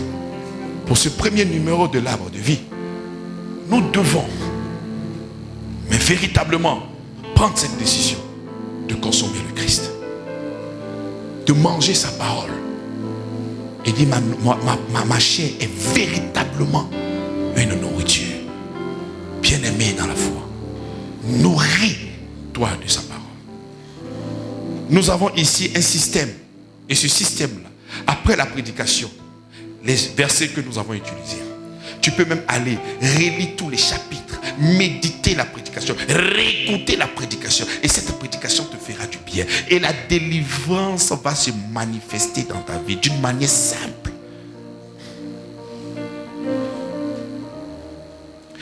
Médite. Ne sois pas en contact seulement qu'avec la Bible lorsque le dimanche arrive. Lundi, sois en contact avec sa parole. Mardi, sois en contact avec sa parole. Mercredi, sois encore en contact avec sa parole. Jeudi, sa parole. Vendredi, sa parole. Samedi, sa parole. Et dimanche, encore sa parole. Mais comment est-ce que toi tu veux être victorieux dans ce monde et tu ne médites pas sa parole? Mais comment est-ce que tu sauras, mon fils et ma fille, mais que toute âme forgée contre toi est nulle et sans effet? Comment est-ce que tu sauras? Comment? Même quand tu lis rapidement d'une manière superficielle, tu n'arrives pas à saisir l'essence même de cette vérité. Mais si tu ne lis pas, si tu ne médites pas, si tu ne rumines pas, mais comment est-ce que tu pourras sortir avec l'héritage qui est en Christ pour toi? Comment?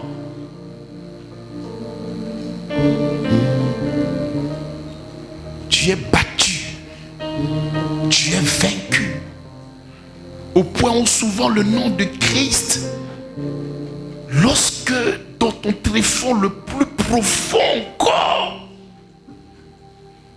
tu te poses la question, mais est-ce que vraiment le Seigneur m'aime?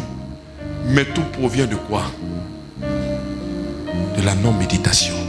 Parce que plus tu médites la parole, plus tu arrives à le voir tel qu'il est. Lorsque tu médites la parole, crois-moi, aucune situation ne pourra t'ébranler. Crois-moi, aucune situation ne pourra t'ébranler. Je ne sais pas quel est le défi que tu pourras traverser encore, parce que notre vie est remplie de challenges. Mais aucune situation ne pourra t'ébranler. J'ai dit aucune situation ne pourra t'ébranler. Aucune situation ne pourra t'ébranler. Et tout ça nous provient de sa parole. Tout ça nous provient de lorsque nous serons en train de consommer cette parole. Tu sais, Proverbe a dit, Ecclésiaste au Proverbe, qu'il n'y a rien de nouveau. Et lorsque tu seras en train de traverser des difficultés, tu as dit, ah, je me retourne dans le livre de Genèse. Ah, c'est cette partie-là. Ok. Mais je connais la finalité. Parce qu'en toi, il y a la sagesse de Dieu. Tu as parcouru les lignes de la Bible. Et tu connais le fonctionnement de ton Père, de ton Seigneur. Et lorsque cette situation va se présenter, tu vas dire, je connais cet épisode-là. Et je sais comment ça s'est passé. Parce que toi, tu étais témoin oculaire de tout ce qui s'est passé. Parce que l'Esprit transporte toutes choses en toi au nom de Jésus-Christ. Et aucune chose ne pourra te vaincre. Que les gens viennent te calomnier, t'insulter, t'injurier. Tu dis, ah, je me rappelle de cette situation. Il est écrit que l'élève n'est pas plus grand que le maître. Ce qui est arrivé au maître va arriver à l'élève. Et quelle était l'attitude du maître? Il n'a pas insulté. Dans sa bouche ne s'est trouvé ni fraude, ni quoi que ce soit. Je poursuis mon chemin par la foi et pour la foi. Pas besoin de répondre. Parce que je sais que ce qui est arrivé au maître va aussi arriver à l'élève. Et tu marches avec tranquillité, avec paix. Parce que tu transportes la vie. Toute la vie de la Bible est en toi. Donc quelle est la situation qui pourra t'ébranler? Dès que tu vas voir l'attitude d'une personne, c'est ce que couramment les gens appellent La parole de connaissance. Quand tu vois ça, tu dis, je sais c'est quoi qui fait ça. Tu connais l'esprit qui est caché derrière. Et tu as cette capacité d'aimer les gens, même quand ils sont en train de te tendre des guet-apens et des pièges. Parce que le Seigneur savait le plan de Judas. Mais il continuait toujours à l'aimer. Parce qu'il connaissait le commencement et la fin de toutes choses. Lorsque tu seras en train de méditer la Bible et la parole, tu vas connaître le commencement et la fin de toutes choses. Et aucune situation ne pourra t'ébranler. Toi, tu ne seras jamais surpris. Mais quand tu dis, ah bon, oh là là, c'est la plaisanterie. Parce que tu connais toutes choses. Parce que l'esprit de vie en Christ est en toi. Rien ne te surprend. Parce que tu es le maître des temps et des circonstances. Dans cet environnement hostile où les gens sont remplis de pièges, toi tu vas vivre comme ça. Tu as l'îleur. Est-ce que vous connaissez l'homme même? La Bible dit qu'il connaît le cœur de l'homme. Il est tortueux par-dessus tout. Plein de détours. Tu le vois chic, bien. C'est le cousin tiré de Lucifer qui est là. Tu sais pas. Dès que tu dis oui, voilà gaga mou devant toi. Et toi tu risques ta vie ici sans manger à l'arbre de la vie. C'est un risque pour toi et un risque pour ta génération, un risque pour tes enfants, un risque pour beaucoup de choses. Il faut sauver une race. Sauve tes enfants. Sauve l'éducation de tes enfants. Sauve ta famille. Mais en méditant la parole. On va se lever pour prier.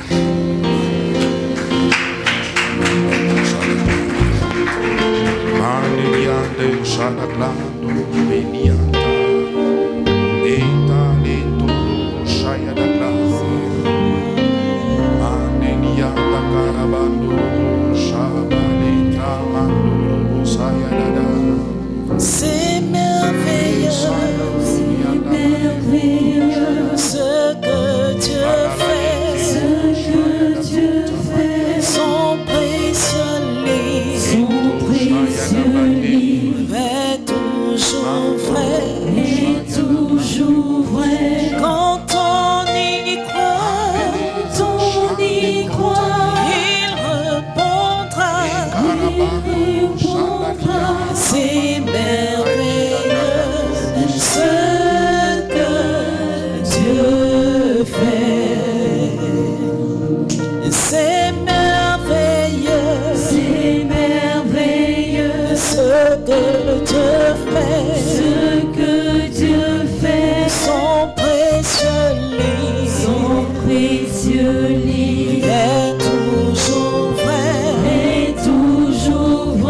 Quand on y croit, il répondra. C'est merveilleux ce que Dieu fait. Moi je crois que la Bible est vraie. Moi je le crois.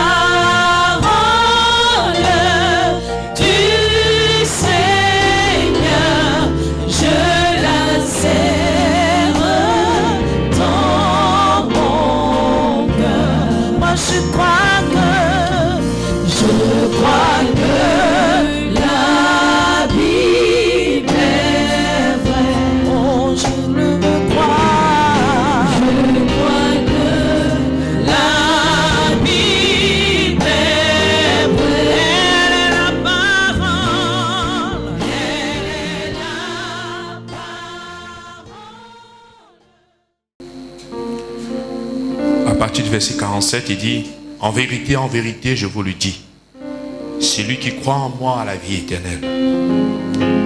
Au verset 48, il dit, je suis le pain de vie.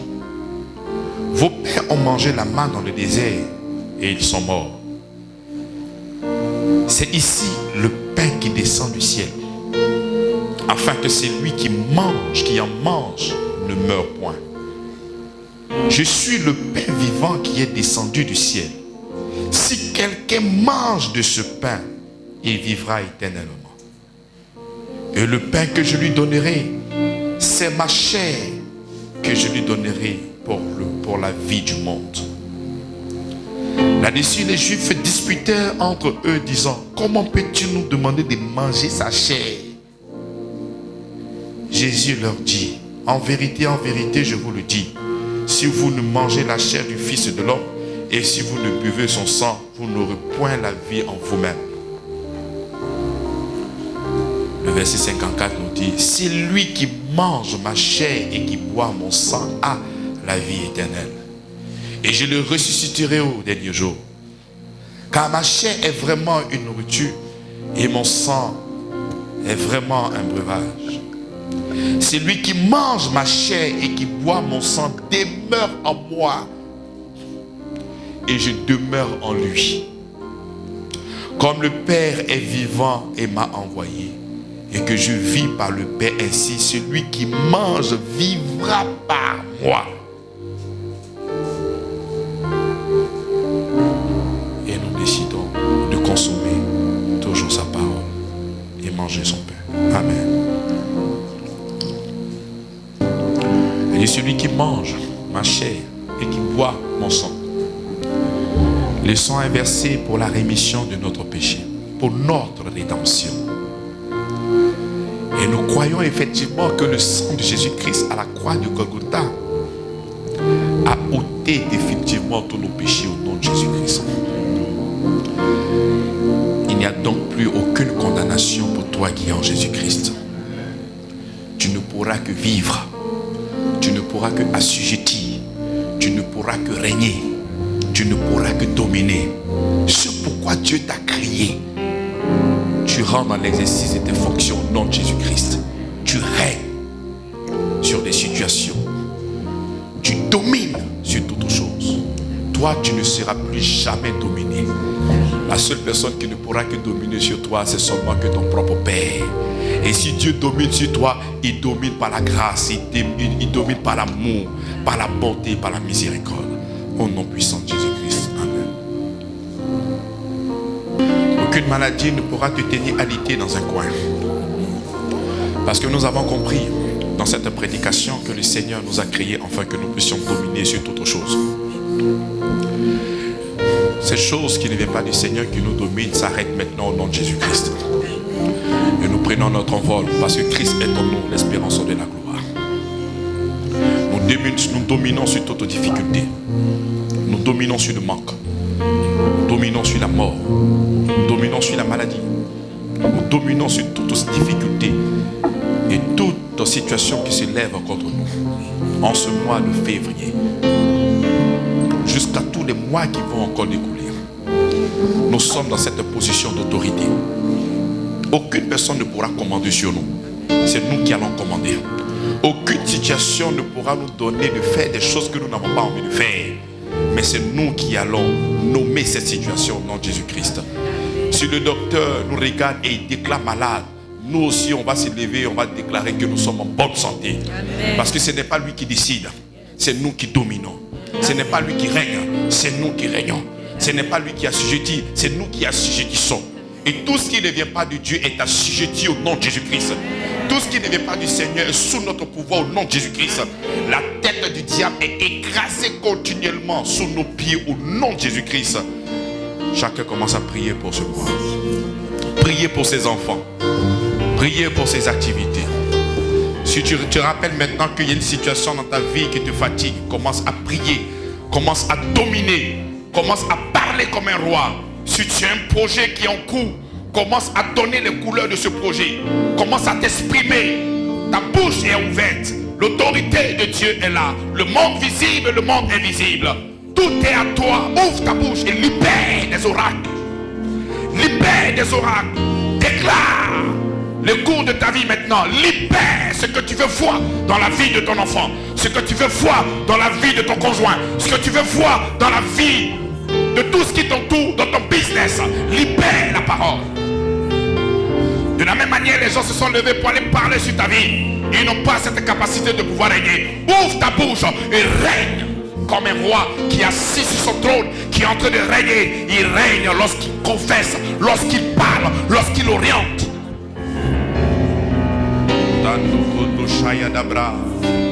Meleta mandorobo, le kabarandelebo, mandidia, le kabaro, chandibia kanala brota. Tout ce qui ne glorifie pas ton nom, tout ce qui n'est pas digne de louange et d'honneur, disparaît au nom de Jésus-Christ. Nous ne sommes point assujettis par les difficultés. Point. Nous sommes libres. C'est pour la liberté que Christ nous a affranchis. Et nous demeurons libres au nom de Jésus-Christ. L'intalabo.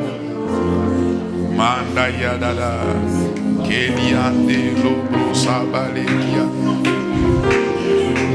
Ce qu'ils ont déclaré d'impossible, je le rends possible au nom de Jésus-Christ. Ce qu'ils ont déclaré d'impossible, je le rends possible au nom de Jésus-Christ.